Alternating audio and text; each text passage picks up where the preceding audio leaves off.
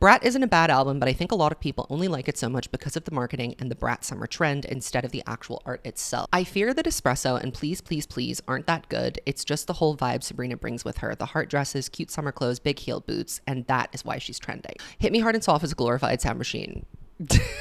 I had to laugh. We Can't Be Friends is easily the video of the year. Renee Rapp is seriously underappreciated. She's one of the best vocalists we've had in recent years, and her music is diverse in subject and so relatable.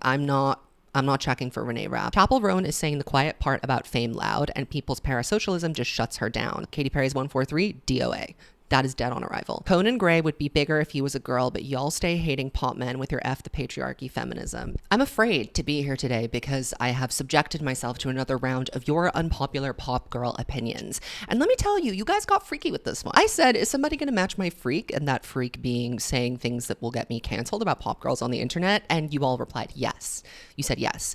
And this time, you know why I think I had a particularly unhinged pool of responses? Because I drew from TikTok. I drew from TikTok for the first time ever. Usually I'm just drawing from like my Instagram followers, but there's a much wider pool of people on TikTok and you guys were ready to talk. I did say specifically in my post, don't send me stuff about Taylor, but of course she's the monster on the hill. Nobody can keep their name out her mouth. So there were many comments talking about their unpopular opinions about Taylor Swift. That's a whole other series of videos that I do. One will be coming soon, but today we're doing just general pop girl unpopular opinions because they're fun and they're spicy and they get me in trouble. And you know what?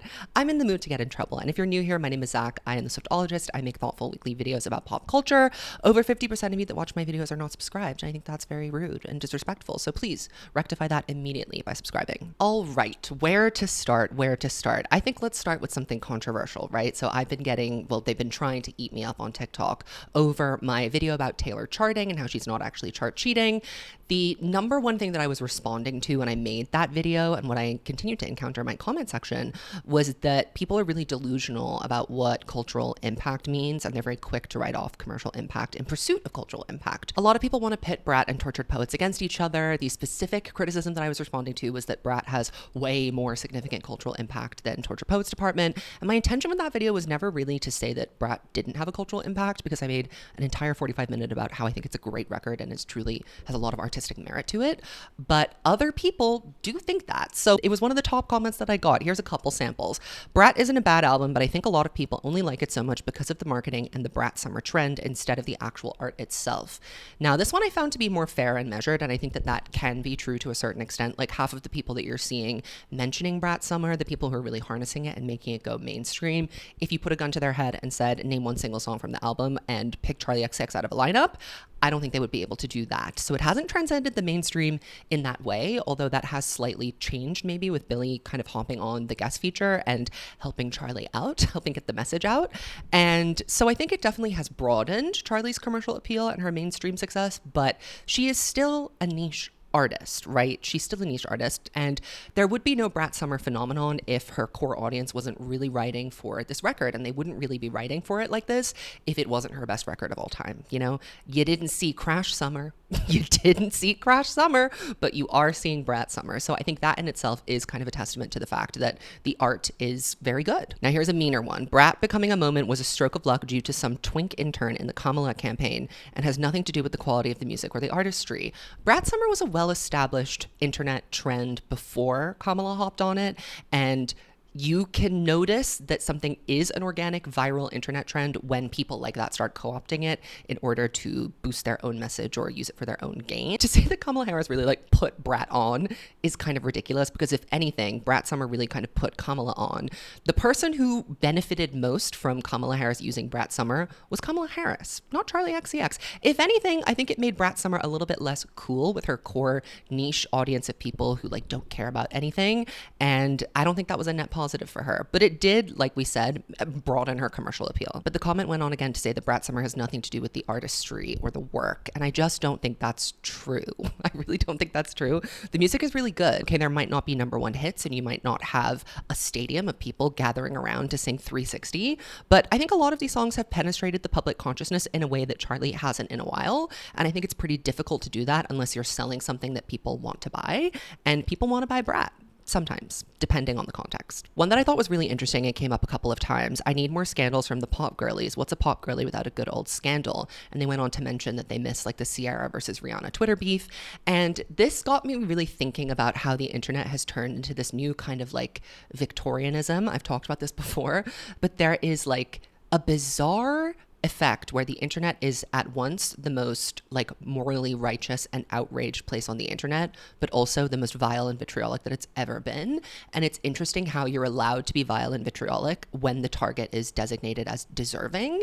And if you even say anything remotely critical about anyone in any circumstance and they haven't been designated the internet whipping person of the day, then you're the internet whipping person for saying something about them. And I always thought that this was like a Swifties exclusive phenomenon. I thought that it was really just the Swifties that were very kind of, hard-headed against any sort of criticism, but it's every fan base. It's every single fan base. The Miley Cyrus fans might be the worst of all. They are really the most sensitive ones that go for the jugular, not to mention the barbs.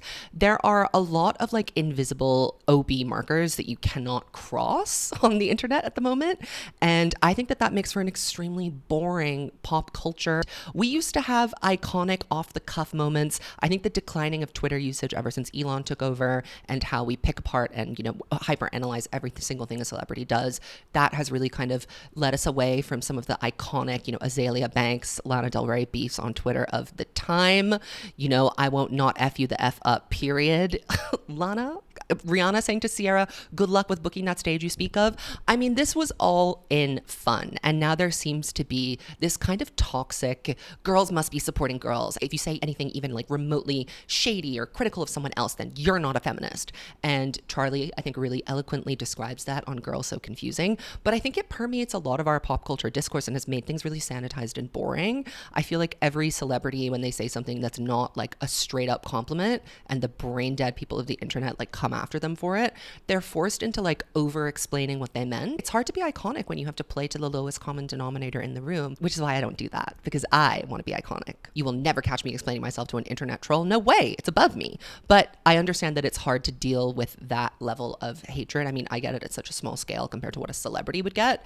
I can imagine that makes you not want to be shady, not make you want to have, a kind of like a silly, sly comment. What is the world without a little bit of tension and a little bit of friction? There is this delusion on the internet that we live in the internet utopia and that everybody must be super nice to each other all the time, and everybody like dictates how other people should behave based on their personal moral compass, and then tries to act like that's the standard of how everyone should behave. You'll see that a lot with the Ariana Grande situation. Every time that comes up, people are in my comments being like, well, I was cheated on. And you know what? I don't care, beloved. I don't care that you were cheated on. That's not relevant to me. It's not relevant to Ariana Grande. It's not relevant to what we're talking about. And I think, people need to stop getting their feelings hurt. It's just not that serious. I literally get told to die on a regular basis. And what do? I get up, set up my camera, and I keep saying the things that get the death threats sent my way. Simply, you have to just carry on. Never Really Over was robbed. I don't think that's an unpopular opinion. This is another thing that happens when I ask you guys to submit your unpopular opinions. Some of you don't know what an unpopular opinion is, but let's go with it for a second. Never Really Over was robbed, but Katy had kind of painted herself into a corner, and she has been fighting her way out of it for a long time, and it's not looking like she's going to get anywhere anytime soon. Never Really Over, I think, was too tentative. I think that Never Really Over is an incredible pop song, probably the last great song that Katy Perry has put out. She's had a couple of good ones here and there, or okay ones, but she hasn't had something that really felt like it could be a hit like that. I think when she released it, it was simply just a little bit beyond her time, and Witness really did a number on her reputation, and it also did a number on like what people expected from Katy Perry. I don't think people were expecting her to revert back to like fun pop music that takes you to a place of, nostalgia. I think they were expecting her to keep doing like embarrassing stuff. And so when Never Really Over came out, it didn't feel like she really committed to the bit.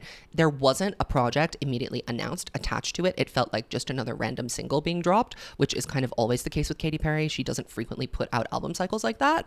So I think if she had really like hitched her wagon to it a little bit more and believed in it and pushed it and promoted it, It could have gone a little bit better. I think it was also released pretty close to the start of the pandemic though, so that probably curtailed it a little bit. But I have to say, Never Really Over, great song. It didn't do badly. It was a success. There's a great music video. It's not special, but it's very beautifully shot.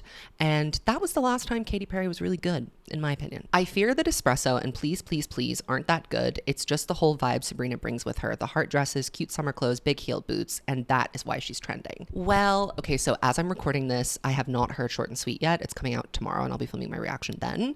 But, you know, I am Sabrina Carpenter agnostic. I went from being like Sabrina Carpenter anti to agnostic, and now I'm leaning towards being a fan. And things that really changed that for me were seeing her live. I thought that she has an incredible presence on stage. She's very charismatic. She's very entertaining. For me, the thing with Sabrina has always been the music. The music is so unbelievably middling and boring and average, and that includes Emails I Can't Send. That's another thing people have mental breakdowns in my comments about how amazing Emails I Can't Send is.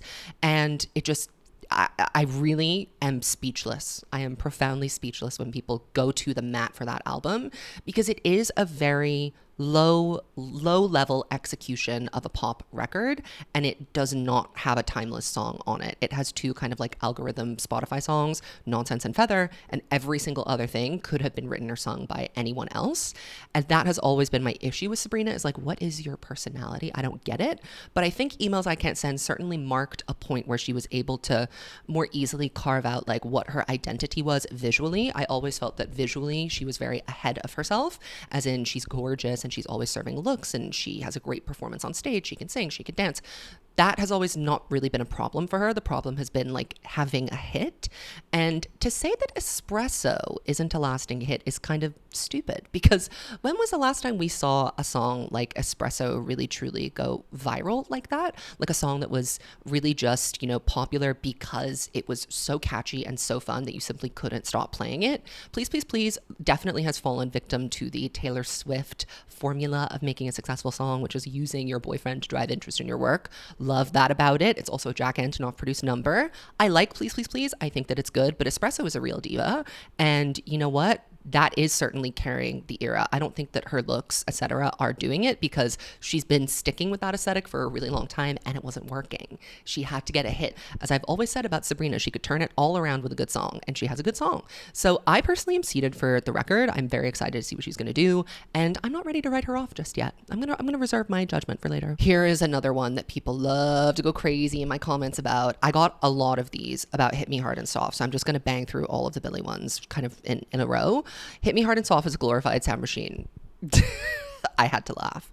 I had to laugh. If you have the privilege of being signed up to my Patreon, then you have seen my reaction to that I did live on Twitch.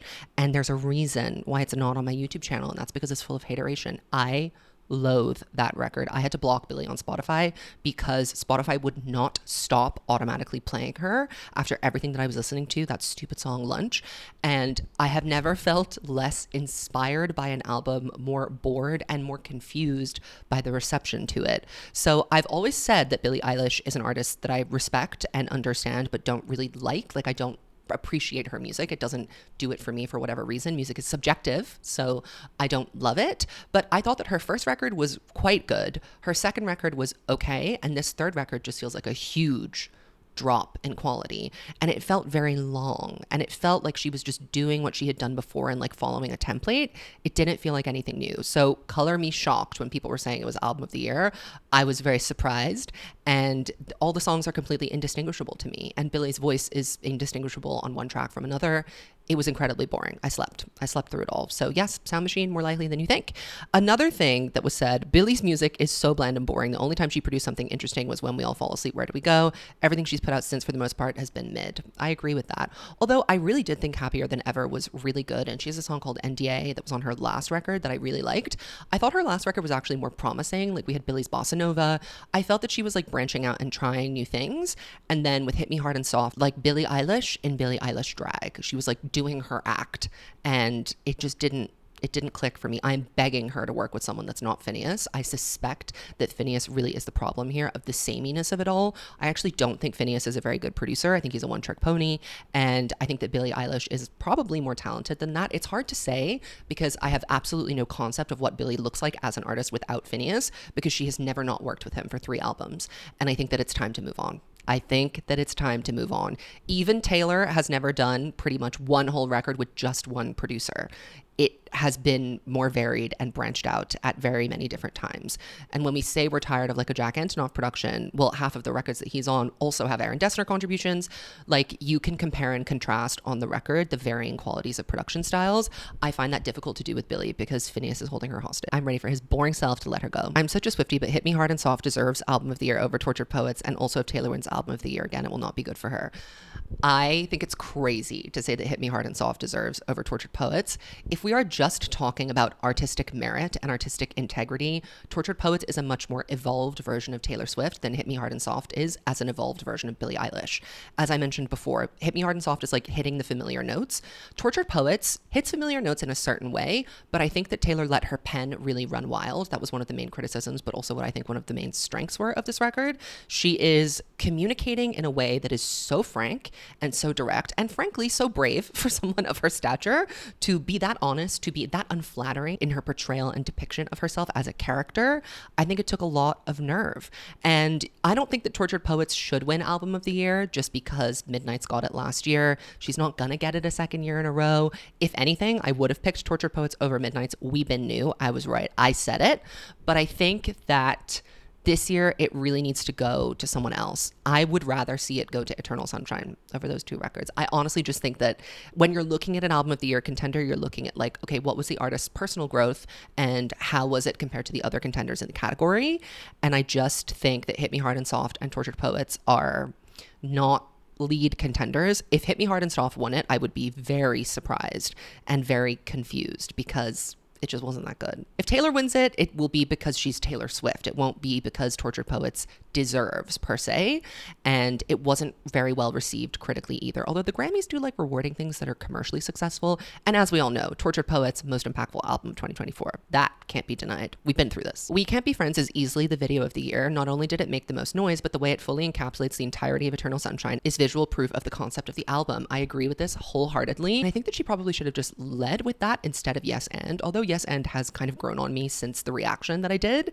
But We Can't Be Friends is the true diva. And I think Ariana is in a real sweet spot when she's working with Max Martin, because I think the combination of him being kind of like melodic math obsessed and Ariana being so unbelievably picky about her vocal production, where her voice is placed, how the harmonies stack, etc., etc. I think those two things, Ariana's tendency towards maximalism in her voice and Max's tendency towards minimalism with production style.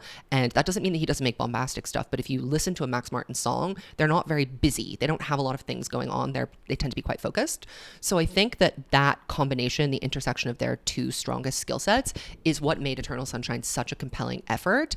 And We Can't Be Friends is a really good example of the two of their kind of stylings colliding, and something I respect a lot about Ariana on Eternal Sunshine and on this song We Can't Be Friends specifically is her restraint, because she has the voice that can go there. Listen to My Everything. She's screaming and shouting all over that. She is up and down in your face. Her voice is like Pink being an acrobat bouncing all around the stadium. It's exactly the same thing.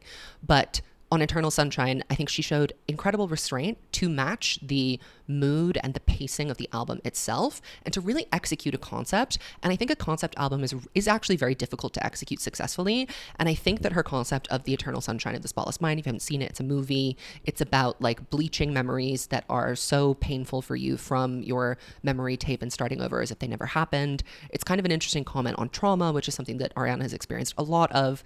And we just see that depicted so beautifully in the music video. And Ariana's a dork. She's like a media nerd. She loves her movies. She loves her plays. She loves Broadway. And Eternal Sunshine is a Jim Carrey movie, one of her favorite actors. And I think it was recreated in such an artful and contemporary way. A lot of the like recreations of music videos that you'll see, her recreation of Mean Girls and Thank You Next, for example, are just created to serve as callbacks and to be nostalgia bait.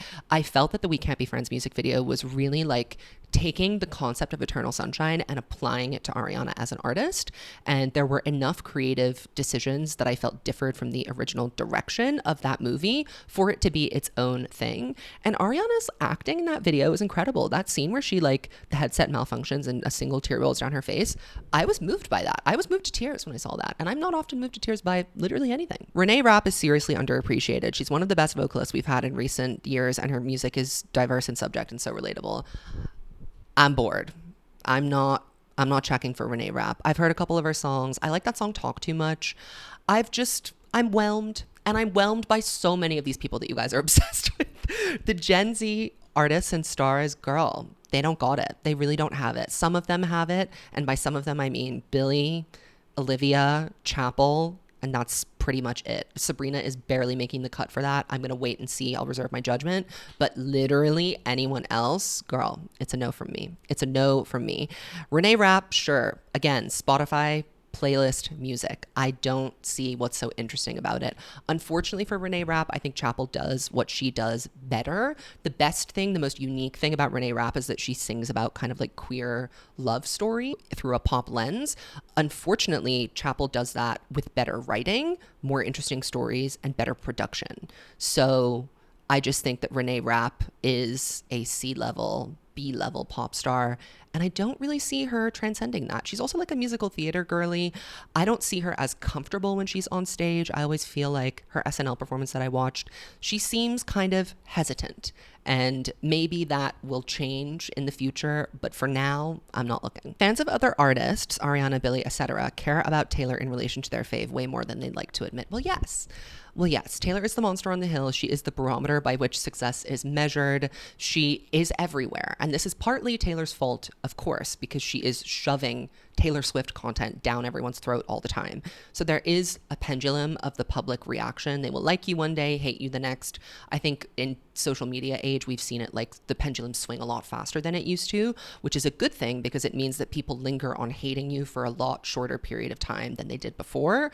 Taylor Swift being kind of like not popular amongst other people's fans at the moment is nowhere near the kind of blowback that she received for something like Snakegate, when we lingered more on things like that.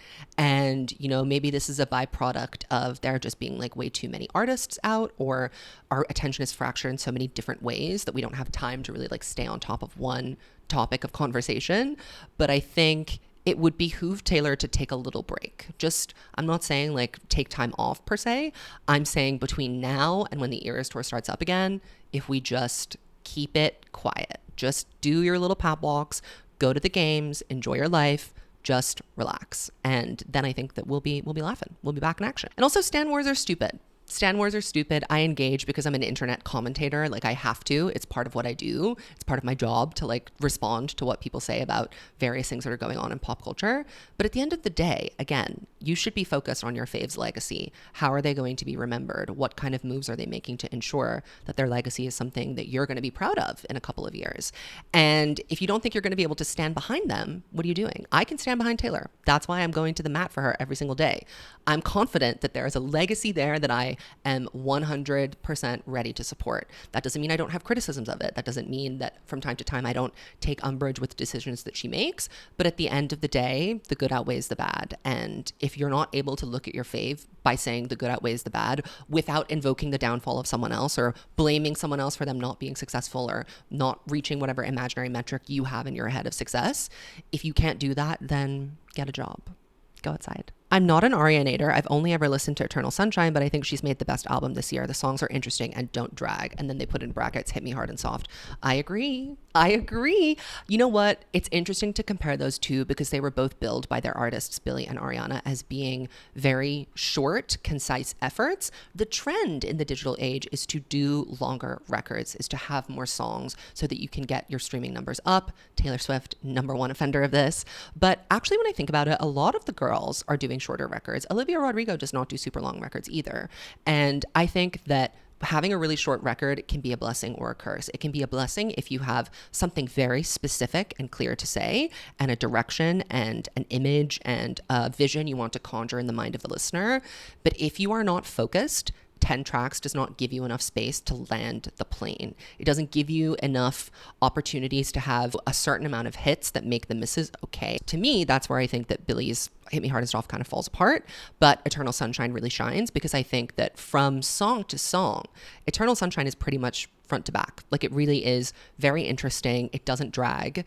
I feel like Billie's album drags a lot. Eternal Sunshine is taut. It is elegant. It is polished. And I agree. Chappell Roan is saying the quiet part about fame loud and people's parasocialism just shuts her down. It bothers me. I got a lot of responses about Chappell Roan talking about how people are inappropriate with her and how she doesn't like it when people scream out their car window at her, how she reserves the right to say no to a picture and say no to a hug. Someone else said this shouldn't be controversial, but people who think Chappell is ungrateful because of her setting boundaries with fans are what's wrong with stan culture. That's basic consent. No means no. And then I had another one that said that Chappell is not ready to handle fame because of the way that she's been acting. And I have a couple of thoughts. I got another one that said if you're not ready to blow up, then you shouldn't try and be an artist. So lots of competing thoughts about that. I want to kind of unpack some of it with you.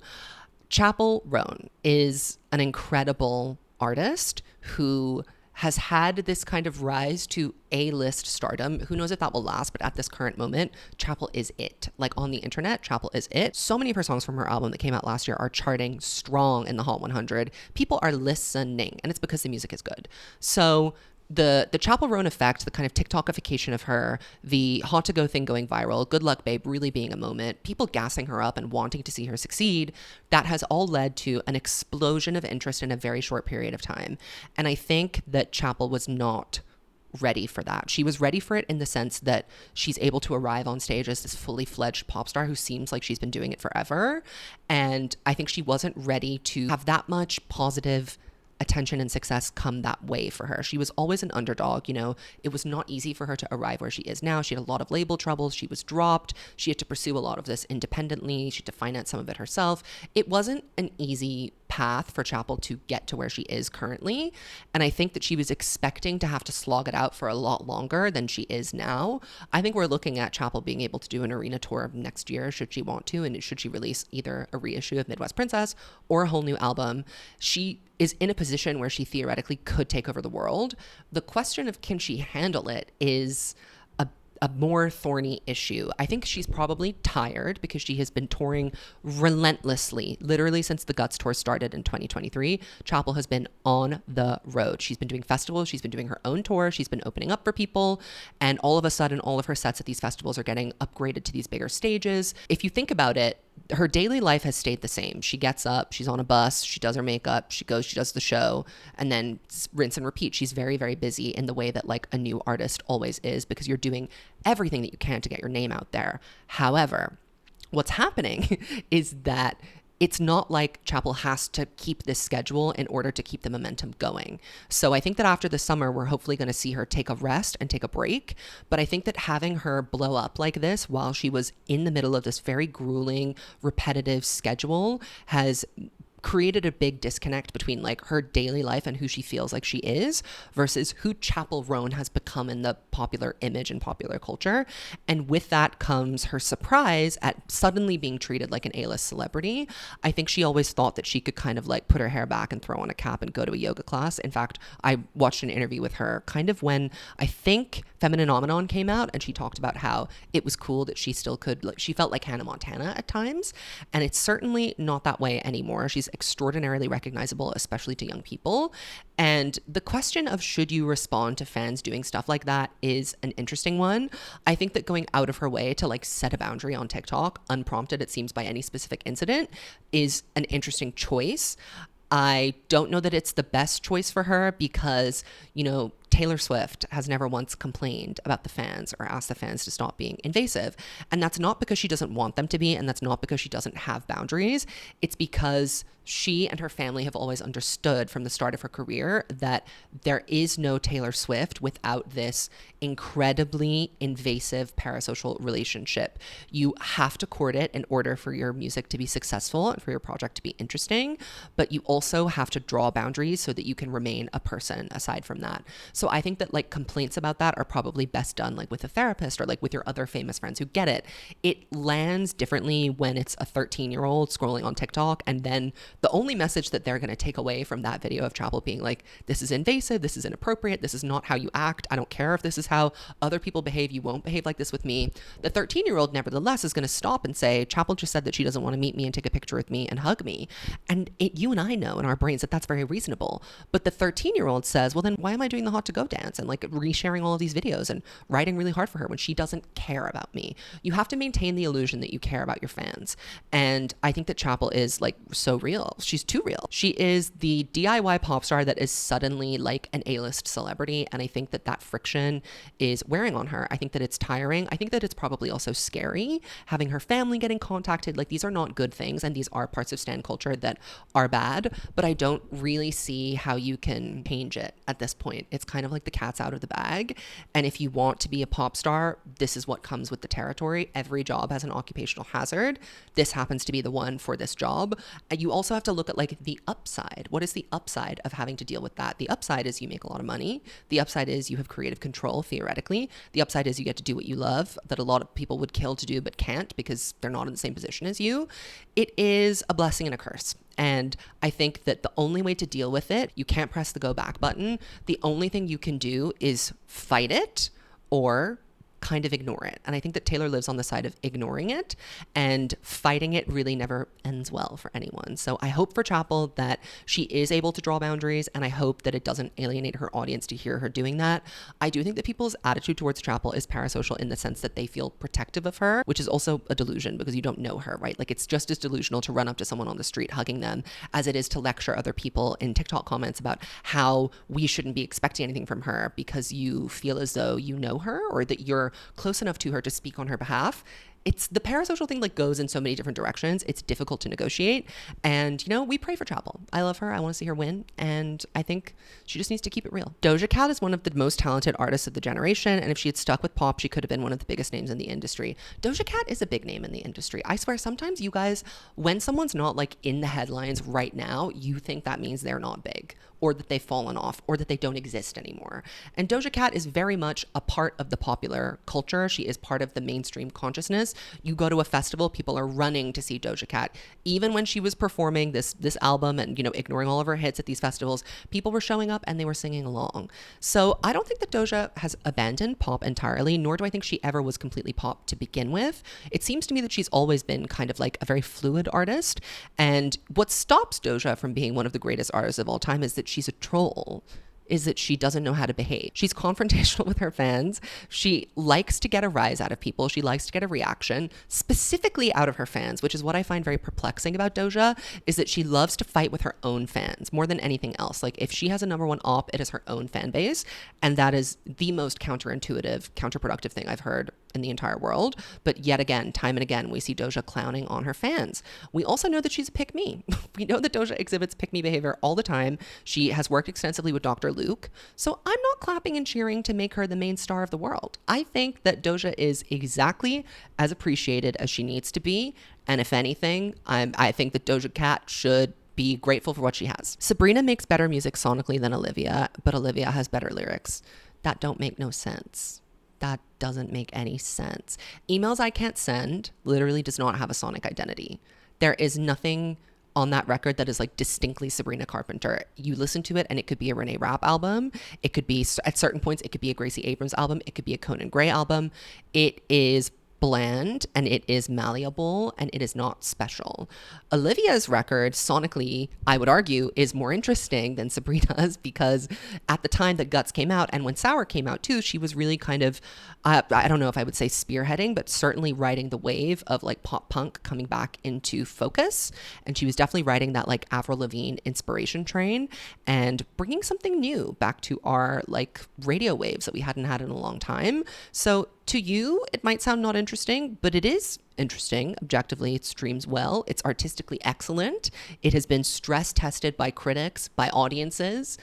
I think Sabrina does not have enough good material to make an assessment like that. Certainly not. Certainly not. And I love how like lyrics aren't even a question. Like we all know that Olivia is a better writer, period, because Olivia is a writer. Sabrina's not a writer, and that's okay. That's okay. This is another thing that I think I would love to impress upon the pop girlies. You don't have to be a songwriter. That doesn't have to be the main appeal of your art. Your art is not any less or any less authentic because you are not super invested in telling diaristic confessional stories about your life. Sometimes you can just have fun. Sometimes you can just be a fun girly. And you'll notice that people really started switching on to Sabrina when she lent into, I'm just having fun. And she lent into, I'm pretty and I'm having a good time. And my boyfriend loves me because I'm the cutest girl in the world.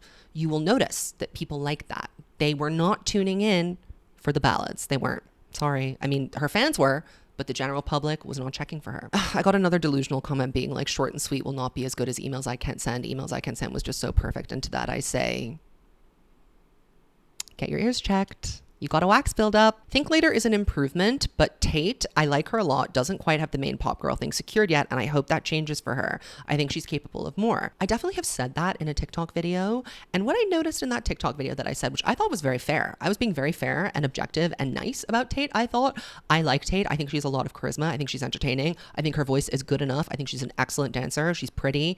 She has all the makings of a good artist, but it's not that interesting. The music is not that good.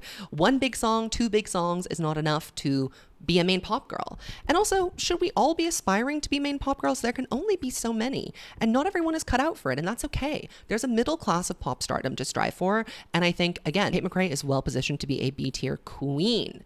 I am ready to, turn up to Tate McRae songs before I'm getting ready for the club. Do I need to be seeing Tate McRae in MetLife Stadium with 90,000 people? No, I don't. But I have noticed that her concerts are kind of going viral. And again, it's never the music that goes viral other than Greedy. It's always her performance. It's clips of her doing her Tate thing on stage that really kind of penetrate the mainstream.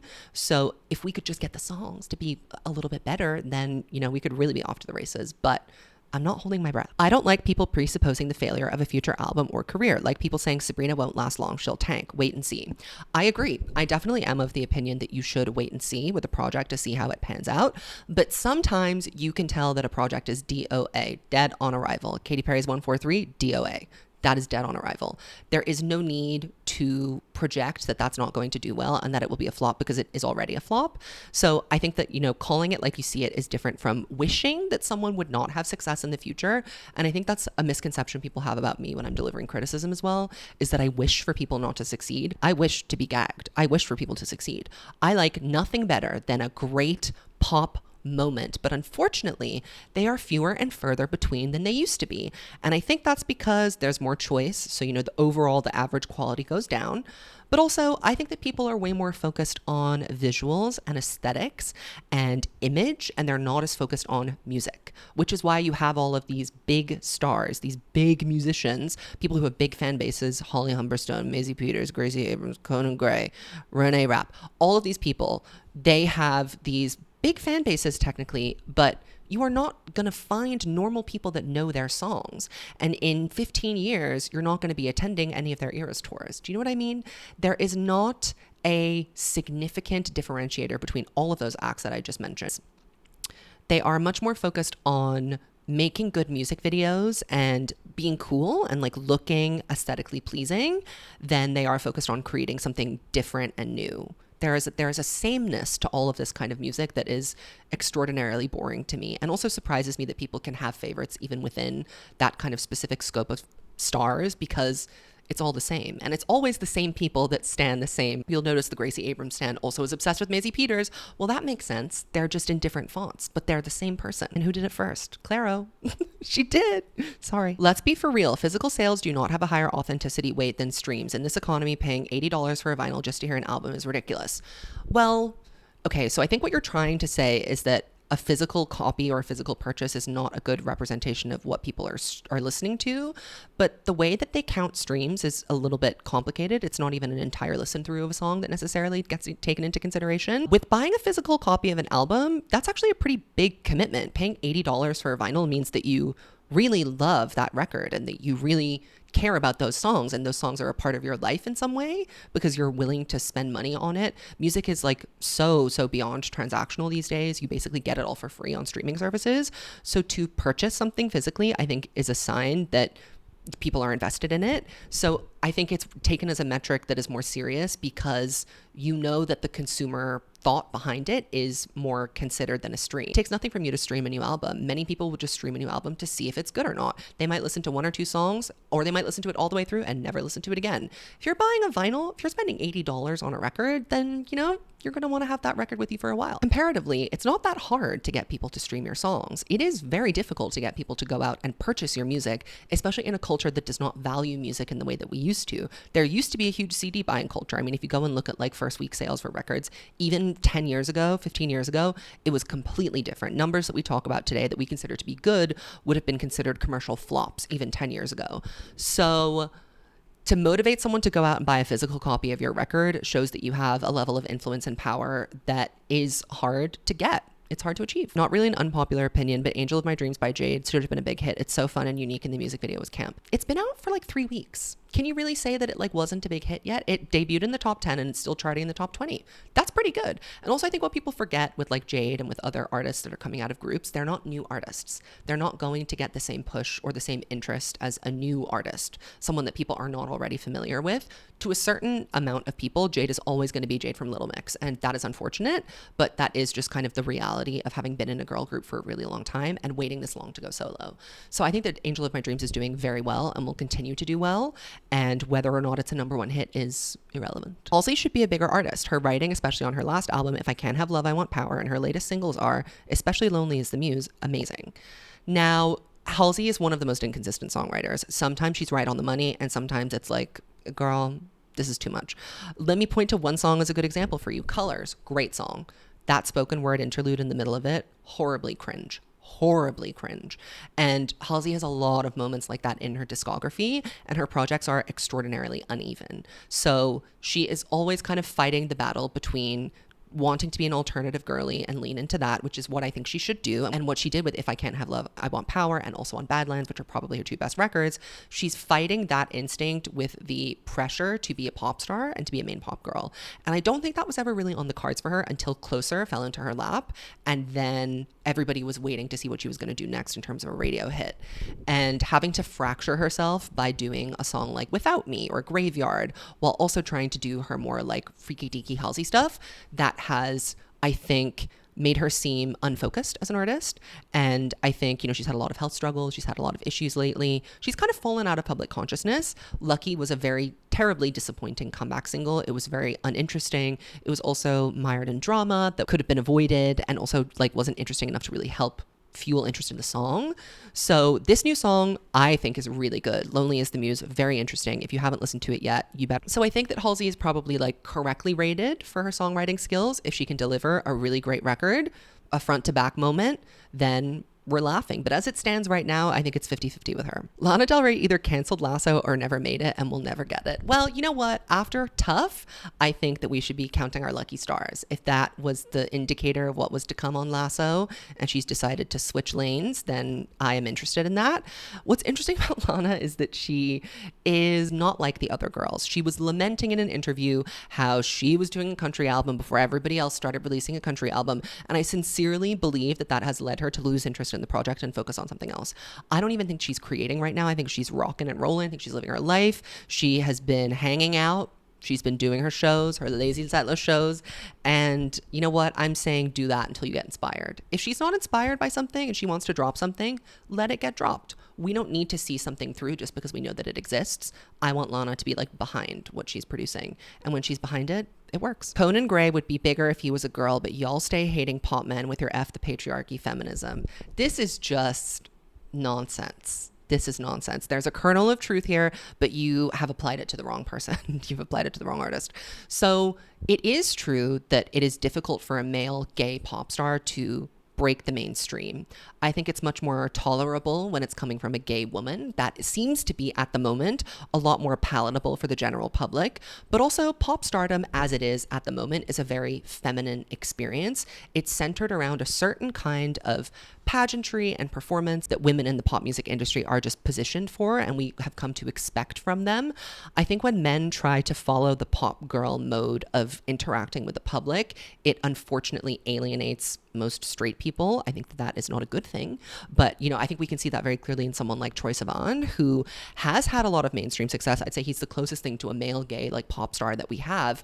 But I don't know that I would say that he's like fully broken through after all these years, right? It has taken a long time for him to have this moment.